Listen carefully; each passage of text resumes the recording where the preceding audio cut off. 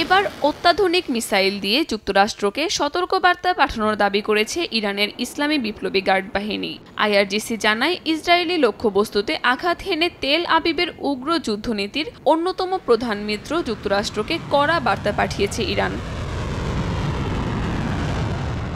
IRGC এক press বিজ্ঞপ্তিতে জানায়, ইসরায়েলের হামলার পর 11 দফায় প্রতিশোধমূলক হামলায় প্রথম প্রজন্মের ফাতাহ ক্ষেপণাস্ত্র ব্যবহার করা হয়েছে।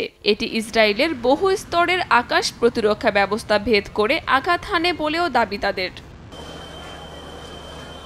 আইআরজিসি আরও জানায়, মঙ্গলবার রাতের ক্ষেপণাস্ত্র হামলা প্রমাণ করে ইসরায়েলের ভূখণ্ডের আকাশ পুরোপুরি ইরানের নিয়ন্ত্রণে, আর এই অঞ্চলের বাসিন্দাদের এখন ইরানের ক্ষেপণাস্ত্র হামলার সামনে সম্পূর্ণ অসহায় বলে উল্লেখ করে বিপ্লবী গার্ড বাহিনী।